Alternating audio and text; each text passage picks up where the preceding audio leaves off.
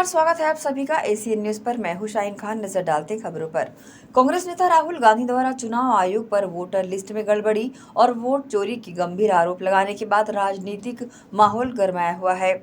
इस पर पक्ष और विपक्ष एक दूसरे पर आरोप प्रत्यारोप लगा रहे हैं। इस बीच चुनावी राज्य बिहार में मतदाता सूची के विशेष गहन पुनरीक्षण और 2024 के लोकसभा चुनाव के दौरान मतदाता धोखाधड़ी के आरोपों के विरोध में इंडिया ब्लॉक के नेता संसद से भारत के चुनाव आयोग तक मार्च निकाला। इसे लेकर मुख्यमंत्री विष्णुदेव साय का भी बयान सामने आया है, जिसमें उन्होंने कहा कि जब कांग्रेस के पक्ष में नतीजे आते हैं तब सब ठीक रहता है, लेकिन जब विपक्ष हारता है तो ईवीएम पर ठिकरा फुटता है और आयोग पर सवाल उठाते हैं। चुनाव आयोग पर प्रश्न खड़ा करना ठीक नहीं है। इस तरह से चुनाव आयोग पर प्रश्न खड़ा करना भी ठीक बात नहीं है। अब वो तो लगातार जब उनके पक्ष में रिजल्ट आता है तो उनके लिए ईवीएम भी ठीक हो जाता है, इलेक्शन कमीशन भी ठीक हो जाता है, और जब हार हो जाती है तो सारा ठिकरा उन पर फोड़ देते हैं। तो ये तो उनका स्वभाव है। बिलासपुर स्थित कोटा विधानसभा के आदिवासी समाज कार्यक्रम में पहुंचने से पहले पूर्व मुख्यमंत्री भूपेश बघेल ने कोटा विधायक अटल श्रीवास्तव के बंगले में पत्रकारों से चर्चा की, जिसमें वोट चोरी, निर्वाचन आयोग की भूमिका, मुख्यमंत्री विष्णुदेव साय और उप मुख्यमंत्री अरुण साव को लेकर तंज कसते हुए निशाना साधा। बिलासपुर में पत्रकारों से चर्चा के दौरान भूपेश बघेल ने वोट चोरी पर कहा कि राहुल गांधी ने पूरे प्रमाण के साथ प्रेस कॉन्फ्रेंस की, जिसके बाद देश भर में भूचाल सा आ गया है। श्री बघेल ने आगे कहा कि हमें पहले से पता था कि वोट की चोरी हो रही है। छत्तीसगढ़ में भी कांकेर, पाली, तानाखार में कांग्रेस और टीएस सिंहदेव बहुत कम अंतर से हारे हैं। चोरी के वोट से मोदी ने सरकार बनाई, इसकी जिम्मेदारी निर्वाचन आयोग की है। वित्तीयकरण के नाम से सारे शिक्षक परेशान, खूब कमाई हुई लोगों की, लेकिन अभी भी परेशान। स्कूल में बहुत सारे स्कूल है, अभी भी टीचर नहीं, उसी की बात। फिर आप देखेंगे बिजली बिल कैसे बढ़ते जा रहा है, साए साए कटौती भी हो रही, साए साए। तो 400 यूनिट तक बिजली बिल हाफ योजना हमारे समय थे, वो भी खत्म। अब बिजली बिल आएगा साए साए। जब आप डिजिटल इंडिया की बात कर रहे हो, आप सब कुछ डिजिटल हो गया, और वोटर लिस्ट आप पेपर में दे रहे हो, उसको आप क्यों डिजिटल नहीं दे रहे हैं? इसका मतलब यह है कि दाल में काला है। हम लोग तो ईवीएम को दोष देते थे, लेकिन राहुल गांधी जी वो सारे प्रमाण निकाल के ले आए महादेवपुरा से। यहाँ भी छत्तीसगढ़ में आप देखेंगे, अध्ययन करेंगे तो 1800 वोट से कांकेर हम लोग हारे। लोकसभा की बात करें, 44,000 से राजनांदगांव से हम लोग लूज किए। कुछ सीटें ऐसी है जो बिल्कुल बहुत कम वोट से हम लोग मार्जिन से हारे लोकसभा में। लेकिन विधानसभा में भी आप देखेंगे कितने सीटें हम लोग बहुत कम मार्जिन से हारे हैं। तो ये नुकसान मतलब इस प्रकार से, इसीलिए राहुल जी ने कहा कि वोट चोरी करके, चोरी के वोट से मोदी जी ने सरकार बनाई। चोरी करके यदि सरकार बने तो फिर निर्वाचन आयोग की भूमिका तो फिर एक भारतीय जनता पार्टी के अनुसांगिक संगठन के रूप में ही देखा जा रहा है। आज निर्वाचन आयोग पिछले 10-11 साल से संदेह के घेरे में है, सब पे शंकाएं है, और इसका उसका कोई जवाब नहीं है। मोदी जी पहले चुनाव हुआ, संसद के सीढ़ियों में मत्था टेका, संसद आज वो है ही नहीं, खत्म, दूसरे जगह चला गया। दूसरे बार अभी चुनाव हुआ तो संविधान पे मत्था टेका।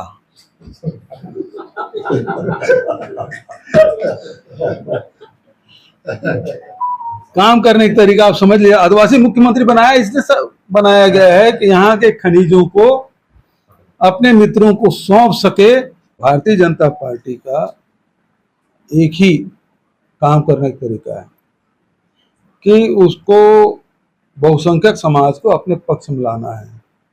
तो जो अल्पसंख्यक समाज है उसको प्रताड़ित करो। भूपेश बघेल ना सही तो चैतन्य बघेल सही। अब छत्तीसगढ़ी में एक कहावत है, तोर संग नहीं पूरा तोर पेट के पिला सब पूरू।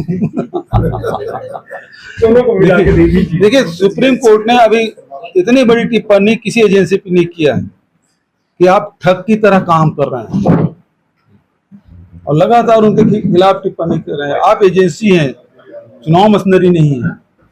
और अभी लेटेस्ट है वो तो ठग जैसे शब्दों का प्रयोग कर रहे हैं। तो अभी आया 18 जुलाई उसके जन्मदिन के, तो अभी वही सवाल और उसके उत्तर हम लोग कितने बार दे चुके हैं, लेकिन आपको उठाना था बिना नोटिस के, आप उठा के लेंगे तो न्यायालय में लड़ रहे हैं उसके लिए। देश की जनता, प्रदेश की जनता जान चुकी है कि ये राजनीतिक लाभ लेने के लिए विपक्षी दलों के नेताओं को टारगेट करो ताकि उसकी पार्टी बदनाम हो, उसके नेता बदनाम हो। आपकी गिरफ्तारी की तलवार तो लटकी। कौन डरता है जी? जो डरने वाले वो शरणागत हो गए। हेमंत विश्व शर्मा नहीं है हम लोग, समझे ना? उससे भी उम्मीद कर रहे थे कि मैं भी भारतीय जनता पार्टी में चल दूं, कि शरणागत हो जाऊं। टैरिफ 25% था, लेकिन अचानक 50% कर दिया गया। अब सवाल ये उठता है कि वो कहते हैं कि आप रसिया से तेल ले रहे हैं। ये बात आधी अधूरी है। रसिया से यदि भारत के लिए तेल ले रहे हैं और यही खपत हो रहा है और उस पर टैरिफ लगा है तो गलत है, क्योंकि चीन भी तेल लेता है रसिया से, लेकिन उसे डबल टैरिफ तो नहीं लगा है। भारत सरकार को स्पष्ट करना चाहिए कि रसिया से जो तेल आ रहा है कितना भारत देश में खपत हो रहा है और कितना अंबानी उसको यूरोपियन कंट्री में बेच रहा है। तो आज यदि यूरोपियन कंट्री में अंबानी यदि तेल बेच रहा है, पैसा वो कमा रहा है और उसके कारण से भारत पे टैरिफ लग रहा है, तो पैसा अंबानी कमाए और टैरिफ का खामियाजा पूरा देश भुगते, एक गलत बात है। तो सुरक्षित तो है कि नहीं है, ये चिंता जाहिर किया गया है। एक देश के उपराष्ट्रपति जो प्रोटोकॉल में सेकंड नंबर में आते हैं, वो न कोई फोन उठा रहे हैं, न कुछ खबर है, मकान सील हुआ है, मकान छोड़ दिए हैं, कहाँ हैं, ये सवाल कपिल सिब्बल जी ने किया और जो लाख टके का सवाल है। रुकेंगे छोटी सी ब्रेक के लिए, जल्द हाजिर होते हैं। आप सब बने रहिए एशियन न्यूज के साथ।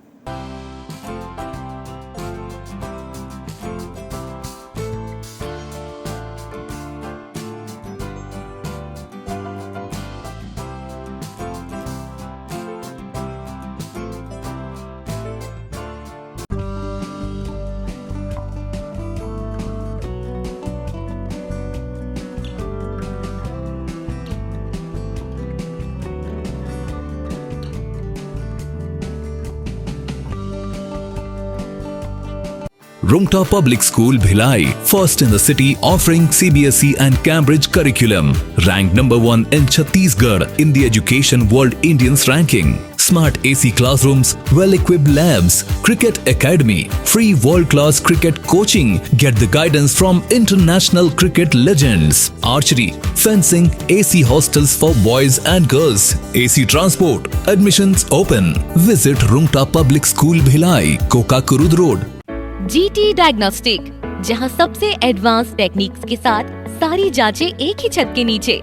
GT डायग्नोस्टिक लाए हैं आपके शहर में पहली बार मध्य भारत का सबसे एडवांस 3 टेस्ला MRI, जो आपको देगा बेस्ट क्वालिटी इमेजेस और सारी स्कैनिंग 6 से 10 मिनट में हो जाती है, जहां आम MRI मशीन 45 से 1 घंटे लेती है। इसमें है वाइट बोर, जिसमें मरीज अंदर जाते हैं तो उन्हें डर नहीं लगता, और साथ ही फीट फर्स्ट की सुविधा, डॉक्टर को इलाज करने में सुविधा। आप अपने डॉक्टर की सलाह से सही जगह MRI कराएं। GT डायग्नोस्टिक सेंटर में multi slice CT scan, ultrasound, echo एवं समस्त बाकी जांचों की सुविधा एक ही छत के नीचे। GT डायग्नोस्टिक में 24 घंटे सुविधा, स्वच्छ वातावरण एवं waiting area, qualified doctors, trained staffs. GT diagnostic, near Nehru Nagar square, Priyadarshini परिसर, भिलाई।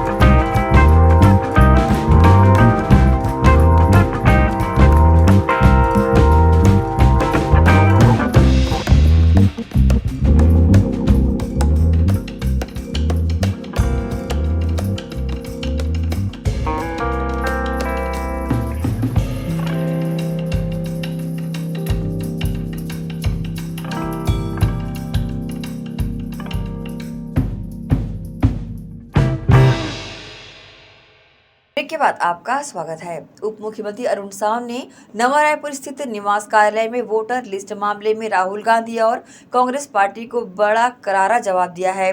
उन्होंने कहा कि राहुल गांधी अनर्गल मुद्दा उठाकर भाग जाते हैं, अपनी बात को सही साबित नहीं कर पाते। उनकी इस पुरानी आदत को देश की जनता जान चुकी है। श्री साव ने आगे कहा कि चुनाव आयोग ने राहुल गांधी को बार बार नोटिस दिया कि आप अपनी बातों को साबित करें, सबूत देकर प्रमाणित करें, लेकिन उन्होंने आयोग को अभी तक कोई जवाब नहीं दिया है। उल्टे वो कहते हैं कि मैंने संविधान की शपथ ली है, इसलिए मेरी बात को सही मानो। आप जो कहेंगे उसे कैसे सही माना जाए, इसे तो सबूत देकर साबित करना पड़ेगा। दरअसल राहुल गांधी सबूत देने से भाग रहे हैं। राहुल गांधी की भागने की पुरानी आदत है। बिल्कुल सही बात है। चुनाव आयोग ने बार बार उनको नोटिस दिया कि आप अपनी बातों को आकर साबित करें, प्रमाणित करें, उसका सबूत पेश करें। वो क्या बोलते हैं, मैंने संविधान की शपथ ली है, मेरी बात को आप सही मानो। ये क्या है भाई कि आप जो कह रहे हो उसको आयोग मान ले, जाके दो ना भाई सबूत देने से भाग रहे हैं। तो ये भागने की प्रवृत्ति राहुल गांधी की आदत है, भागते रहे हैं। कोई मुद्दा उठाएंगे, चाहे वो संसद में, फिर भाग जाएंगे उस मुद्दे से। जनता के बीच कोई मुद्दा उठाएंगे, भाग जाएंगे। वोटर लिस्ट पर अब प्रश्न चिन्ह उठाया, आयोग उनको सुनना चाहती है कि आप सबूत पेश करो, तथ्य प्रस्तुत करो, और भाग रहे हैं। तो ये मतलब हुआ कि आप केवल और केवल झूठ बोल रहे हैं, भ्रम फैला रहे हैं। ये देश की जनता बखूबी समझ रही है। कांग्रेस नेताओं की बुद्धि पर तरस आती है। जब चुनाव जीतते हैं तो ईवीएम पर कोई प्रश्न चिन्ह नहीं करते हैं, जैसे ही चुनाव हारते हैं ईवीएम पर प्रश्न चिन्ह करते हैं। अब ईवीएम पर सर्वोच्च न्यायालय ने बार बार कहा कि इसमें टेम्परिंग की कोई गुंजाइश नहीं है, तो ईवीएम का रोना इन्होंने बंद कर दिया। अब वोटर लिस्ट पर अटके हैं और वोटर लिस्ट तैयार करने की एक वैधानिक प्रक्रिया है। मतदाता सूची का पहले प्रारंभिक प्रकाशन होता है, आपत्ति दावा बुलाए जाते हैं, आपत्ति दावा का निराकरण होता है। निराकरण से कोई व्यक्ति असंतुष्ट है तो उसको अपील का भी प्रोविजन है। जिस वोटर लिस्ट को बनाने में इतनी वैधानिक प्रक्रिया है, कानूनी प्रक्रिया से वोटर लिस्ट बनता है, आज जब सारे चुनाव संपन्न हो चुके हैं, वोटर लिस्ट पर प्रश्न चिन्ह उठाकर ये क्या साबित करना चाहते हैं। और एक तो कांग्रेस के नेता ये बोल रहे थे कि बैलेट पेपर से चुनाव होना चाहिए। बैलेट पेपर से चुनाव हुए, बैलेट पेपर में भी कांग्रेस पार्टी बुरी तरह से हारी। अब इनके पास ना ईवीएम बचा, ना बैलेट पेपर बचा, अब ये वोटर लिस्ट में पहुंच गए हैं और कल को और क्या कहेंगे इसका भी आप अंदाज लगाओ। ये वोटर लिस्ट मामले में तो इन्हें फेल होना ही है, किसी के गले के नीचे उतरेगा नहीं, क्योंकि उसकी कानूनी प्रक्रिया है। इसके आगे का भी इन्होंने कोई प्लान करके रखा है। तो ये केवल और केवल देश के लोगों के बीच भ्रम पैदा करके लोगों को भरमाना चाहते हैं। देश की जनता समझदार है, इनके भ्रम और इनके झूठ बेमेतरा जिला कृषि प्रधान जिला है। यहाँ किसानों के पास खेती किसानी के अलावा कोई ठोस काम नहीं है। अंचल में बारिश नहीं हो पाने की वजह से खेती किसानी का काम पूरी तरह से अव्यवस्थित हो चुका है। खेतों में दरारें स्पष्ट नजर आने लगी है। वह किसान अपनी फसलों पर उगे खरपतवार पर नियंत्रण नहीं लगा पा रहे हैं। साथ ही खेतों में निंदाई का काम भी लगभग थम सा गया है। इन सब हालात के चलते किसानों की परेशानियां लगातार बढ़ती जा रही है। अब तक खेती के कार्य में व्यस्त किसान खेतों में नमी नहीं हो पाने के चलते खेतों में कुछ काम नहीं कर पा रहे हैं, सिर्फ बारिश का इंतजार कर रहे हैं।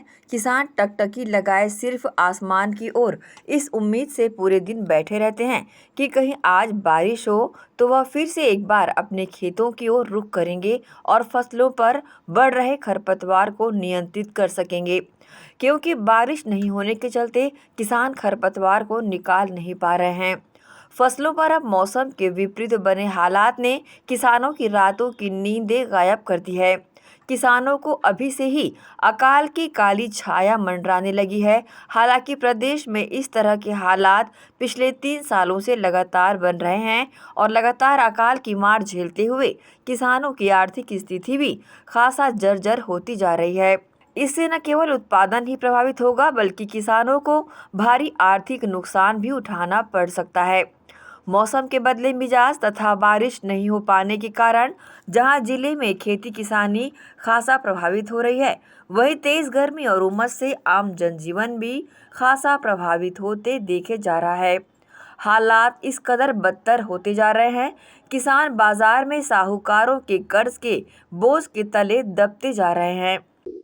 मोर बनू ना है कौन कौन सा का तिरिया भार धान पान सब भुंजाल धली बिगर पानी के है पानी पंद रही होगे अब लोग का करिए भाई बोल सब हम किसे बता सकबो भाई तो अभी वो बिजली 1 घंटा आधा घंटा हुआ थे तन बंद हुआ थे अब पानी अगर नहीं गिरी एक हफ्ता तब का होगी अब का हो तो मैं काज बताओ भाई धान की स्थिति कैसे हो जी पूछो धान की स्थिति बिगड़ गई नुकसान हाँ अभी तो खेत में पूरा पानी नहीं है भैया दरगना फट गए है हाँ वो नहीं बतौर है वो तो होबे नहीं करे भैया हाँ तो अभी नुकसान हो नुकसान है खेत मन है तो पूरा बर्बाद है पानी इसने कर ही तो फसल तो खराबे है 2-4 दिन के अंदर में तो खेती चराना पड़ जाही स्थिति का है अभी जमीन में पानी नहीं है तो का स्थिति वो तो पूरा बरा गए भैया दरगना फट गए हैं हाँ हमारे गांव में भैया पानी की बहुत दिक्कत होता है। काहे सावन पूरा निकल गए है, पानी के एक बूंद नहीं गिरे है। एक बार गिरे सभी पानी एक बार में का होते भैया पानी है ना। खेत मतलब देखबे तो पूरा सूखा पड़े है, दरार पड़ गए पूरा है ना। इसने समय रही अगर तो हमरा कुछ नहीं है, गाय चरा के सिवाय हमारे पास कुछ रास्ता नहीं दिखा थे। और रही बार बोर के भी भैया, अब बोर है ऐसे है कि बार बार लैंड गोल है। बिजली ऑफिस में कई बार कंप्लेन कर चुके हैं कि लैंड गोल काबर हुआ थे, कैसे हुआ थे, कटौती काबर हुआ थे, कोई सुनवाई हमारे मन के नहीं हुआ थे है ना। लैंड भी बार बार गोल होते और इसने में किसान के पास अब कोई रास्ता नहीं बचे है। सिर्फ अब गाय मन दिखत है, गाय मतलब सीधा हमन अब खेत में उलाबो और सीधा चराबो। नुकसानी तो भैया इसका है कि हमारा जीवन यापन है सिर्फ कृषि और कृषि के साथ साथ हमन कृषि में ही हमारा जीवन यापन करथन है ना। और कृषि अगर हमारे पास नहीं रही और फसल नहीं हुई तो समझ सकते हो जीवन में हमारा का प्रभाव पड़ी। छत्तीसगढ़ की कुछ जगहों में मानसून रूठा है, वहीं देश में कई जगह अति वर्षा देखी जा रही है। देखना होगा छत्तीसगढ़ में और ग्रामीण अंचलों में कैसे हालात बनते हैं। ACN न्यूज़ के लिए लाला ठाकुर की रिपोर्ट। रुकेंगे एक और छोटे से ब्रेक के लिए, जल्द हाजिर होते हैं। आप सब बने रहिए ACN न्यूज़ के साथ। Rumta Public School Bhilai, first in the city offering CBSE and Cambridge curriculum. Ranked number 1 in Chhattisgarh in the Education World Indians ranking. Smart AC classrooms, well-equipped labs, cricket academy, free world-class cricket coaching. Get the guidance from international cricket legends. Archery, fencing, AC hostels for boys and girls. AC transport. Admissions open. Visit Rumta Public School Bhilai, Kokakurud Road. GT diagnostic, जहां सबसे advance techniques के साथ सारी जांचें एक ही छत के नीचे। GT डायग्नोस्टिक लाए हैं आपके शहर में पहली बार मध्य भारत का सबसे एडवांस 3 टेस्ला MRI, जो आपको देगा बेस्ट क्वालिटी इमेजेस और सारी स्कैनिंग 6 से 10 मिनट में हो जाती है, जहां आम MRI मशीन 45 से 1 घंटे लेती है। इसमें है वाइट बोर, जिसमें मरीज अंदर जाते हैं तो उन्हें डर नहीं लगता, और साथ ही फीट फर्स्ट की सुविधा, डॉक्टर को इलाज करने में सुविधा। आप अपने डॉक्टर की सलाह से सही जगह MRI कराएं। GT डायग्नोस्टिक सेंटर में multi slice CT scan, ultrasound, echo एवं समस्त बाकी जांचों की सुविधा एक ही छत के नीचे। GT डायग्नोस्टिक में 24 घंटे सुविधा, स्वच्छ वातावरण एवं waiting area, qualified doctors, train staffs. GT diagnostic near Nehru Nagar square, Priyadarshini परिसर, भिलाई। श्री शंकराचार्य प्रोफेशनल यूनिवर्सिटी चुनवानी, जी हाँ, सत्र 2024-25 के लिए प्रवेश प्रक्रिया प्रारंभ है। डिप्लोमा इन फार्मेसी एवं बैचलर ऑफ फार्मेसी के लिए प्रवेश प्रारंभ है। बिना PPHD दिए सीधा प्रवेश। इतना ही नहीं, 10वीं और 12वीं में गणित और विज्ञान के छात्रों के लिए सुनहरा अवसर है। सीमित समय, सीमित सीटें। अगर है सपनों को पूरा करना तो भरना होगा ऊंची उड़ान। जल्दी करें, प्रवेश प्रारंभ है। प्रेजेंटली शंकराचार्य ग्रुप के अंदर 4 फार्मेसी कॉलेजेस हैं। इन चारों फार्मेसी कॉलेजेस में diploma in pharmacy and bachelor of pharmacy की कोर्सेज रन होती हैं। साथ में masters in pharmacy and PhD की कोर्सेज भी हम ऑफर करते हैं। शंकराचार्य प्रोफेशनल यूनिवर्सिटी के अंडर ये चारों कॉलेज एफिलिएटेड हैं and most importantly pharmacy council of India ने चारों कॉलेजेस को अनुमोदन दिया है। जैसे कि आप जानते हैं, Shankaracharya group is famous for its infrastructure, it's faculty, it's students group, and in every aspect we are on top as from 2008. So in this year also, अगर आप चाहते हैं कि आप 12th के बाद साइंस में आपके भविष्य बनाना चाहते हैं तो शंकराचार्य प्रोफेशनल यूनिवर्सिटी में एक बार जरूर आए। फार्मेसी कोर्स में अभी डायरेक्ट एडमिशन 12th की परसेंट बेसिस पे दिया जा रहा है, तो जल्द से जल्द संपर्क करें। तो एडमिशन हेतु जल्दी करें। Shri Shankaracharya professional university, Junwani, Bhilai, Chhattisgarh. संपर्क करें 9977258200।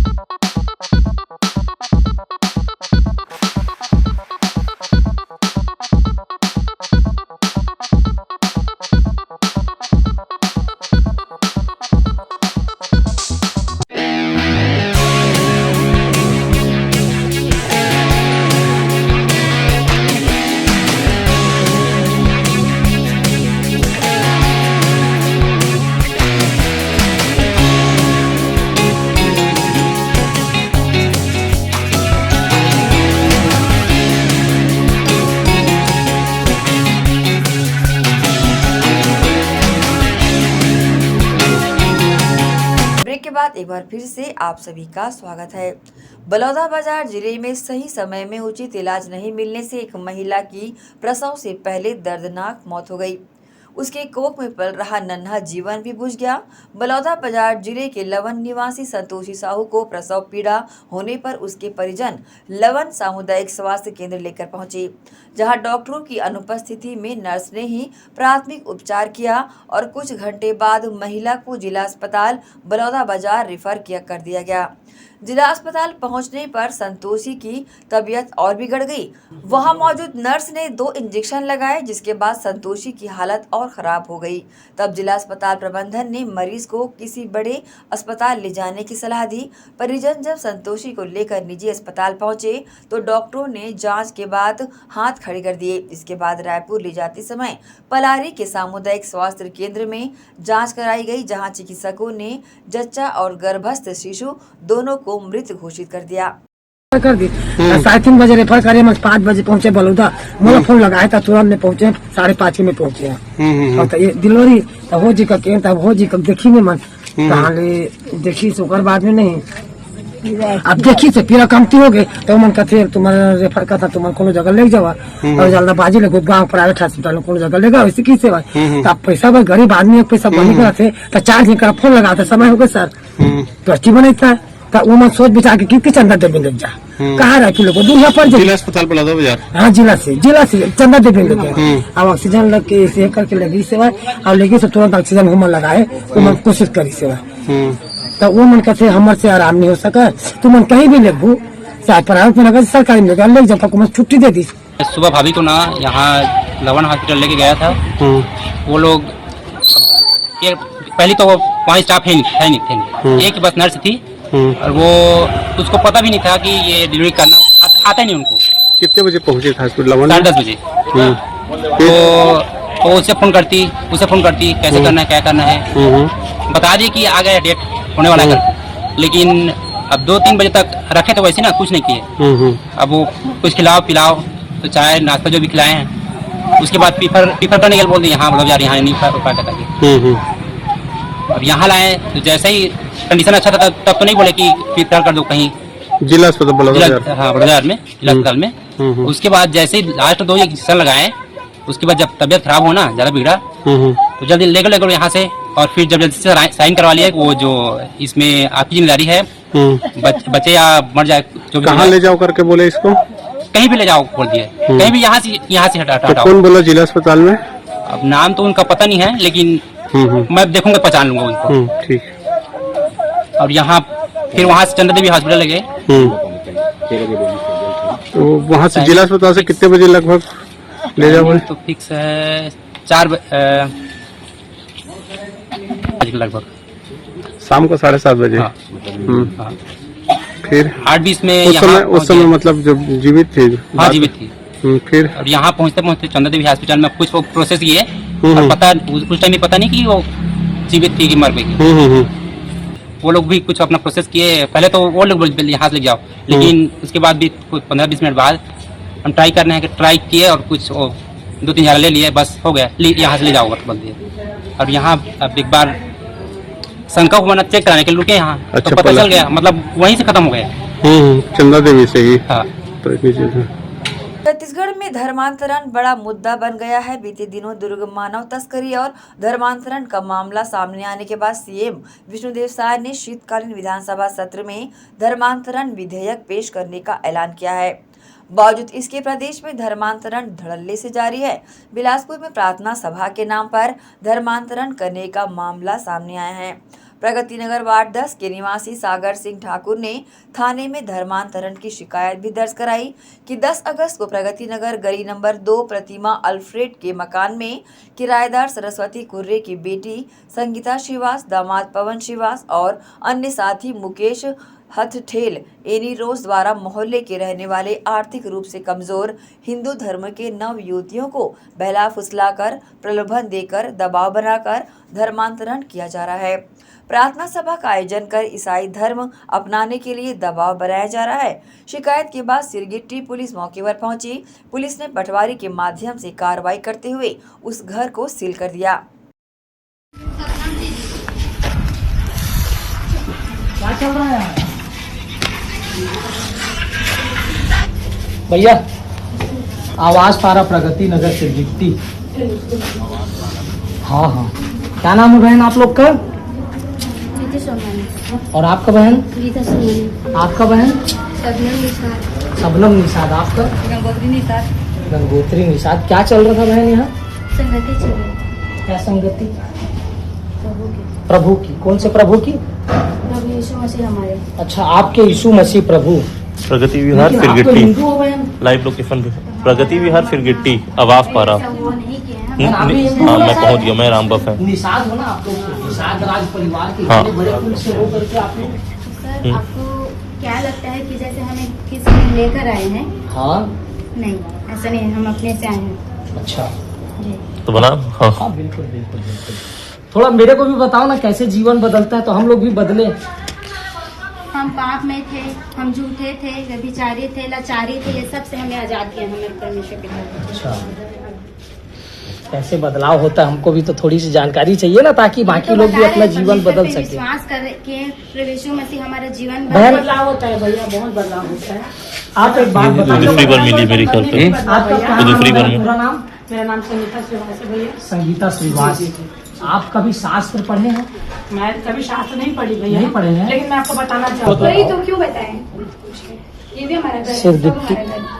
ठीक अगर आपको मेरे भाई है तो आपका भी घर हमारे ठीक है। है कि नहीं? है ना, तो मैं नहीं पूछ सकता क्या? ये भी हमारा घर मैं है। इसलिए पूछ रहा हूँ, ये मैं इस मोहल्ले का है ना जनप्रतिनिधि हूँ और मेरे को ठीक है। इतना राइट्स है। तो क्या समझ ये में आ रहा हम है? आ जा नहीं सकते? आप नहीं क्या बिल्कुल बोल आ जा सकते हैं, मैं कहाँ बोल रहा हूँ, लेकिन ये है कि कौन है, कहाँ से आया है, नहीं था तो आपको सबको तो ध्यान होना। नहीं, हम लोग ऐसे किसी को नहीं रुकवाते हैं। क्या भाई? कहीं गलत होता रहता है उसके बाद ही कुछ करते हैं हम लोग, ऐसा कुछ नहीं है। आप अपने आप हिंदू हो करके सनातन धर्म का आप एक शास्त्र नहीं जानते, एक वेद नहीं जानते, एक पुराण नहीं पढ़े, कभी गीता भागवत का अनुसरण नहीं किए, लेकिन आपको बाइबल पढ़ना है। आपने सिखाया कभी? आपने बताया कभी? किसका प्रचार किया आपने अपने गीता का? आप ऐसे लड़ के बात करोगे? आपने गीता में बिल्कुल, मैं आपसे लड़ ही नहीं रहा हूँ। मैं तो आपसे एकदम बहुत प्रेम से बात कर रहा हूँ, बहन बोल के बात कर रहा हूँ। इसको लड़ाई बोलते हैं क्या? लड़ाई इसको बोलते हैं क्या? आप लोग बताइए। लड़ाई बोलते हैं? बात कर रहे हो, चर्चा है। रक्षाबंधन के पावन अवसर पर सभी स्थानों पर बहनों ने अपने भाइयों की कलाई पर राखियां बांधी। वहीं ब्रह्म कुमारी बहनों ने हर साल की तरह इस साल भी समाज सेवी गुरमीत धन्ने के निवास स्थान पहुंचकर उन्हें राखी बांधकर मुंह मीठा कराया। रक्षाबंधन को लेकर समाज सेवी गुरमीत धन्ने एवं ब्रह्म कुमारी बहनों ने प्रतिक्रिया दी है। इस शुभ अवसर पर हम आज बहन गुरमीत धनई के यहाँ पहुँचे हैं और ये रक्षाबंधन का पावन पर्व मना रहे हैं। तो आप सभी को फिर से बहुत बहुत हार्दिक शुभकामनाएं। ओम शांति। सभी को, देशवासियों को और प्रदेशवासियों को और हमारे दुर्ग जिले के सभी लोगों को हार्दिक शुभकामनाएं आज के इस पावन पवित्र बंधन रक्षाबंधन के हेतु। मैं आज बहुत किस्मत वाली हूँ, इस बात को मानती हूँ, जब मैं अपने आप में आसपास मेरे जो भाई हैं, पति हैं या परिवार है, उनसे अपने आप को अकेला महसूस करते हुए भी, मैं वियोग में रहते हुए भी इस दुर्ग शहर की रीता बहन और ब्रह्म कुमारी बहनों का साधुवाद करती हूँ। दिल से असीम प्रेम के साथ उनको धन्यवाद देती हूँ कि भगवान ने इस लायक तो बनाया कि हम सब एक दूसरे के साथ भाईचारा में रहें। और ऐसे समय में जब कभी कोई त्यौहार आता है तब आप महसूस करते हो कि आप क्यों सबसे दूर हो, तब कहीं ना कहीं इन बहनों का साधुवाद जो मेरे हाथ साथ मिला हुआ है कि भाई ये त्यौहार अकेले नहीं, सबका है। और उस वक्त वो मुझे राखी भी बांधती हैं, तिलक लगाती हैं, मेरे लिए शुभकामनाएं प्रेषित करती हैं और साथ ही एक स्लोगन देती हैं, जो स्लोगन मेरे लिए पूरी उम्र के लिए यथार्थ साबित होता है। कई बार आप सदा, इस स्लोगन में जो लिखा है वो मैं पढ़ रही हूँ, जो मेरे दिल के बहुत करीब है। आप सदा उमंग उत्साह के पंखों से उड़ने वाली पुरुषार्थी आत्मा हो। अब आप सोचिए कि मैं महिला हूँ, ब्रह्म कुमारी भी महिला है। महिला होके अगर मंगल कामना के साथ साथ सभी मानव धर्म को मानव के रूप में पुरुषार्थ सिर्फ पुरुषों के लिए है, ये ना कहकर महिलाओं को भी स्वावलंबी और आत्मसम्मान से परिपूर्ण करती हैं, तो मैं वाकई धन्य हूँ आज के इस रक्षाबंधन के लिए।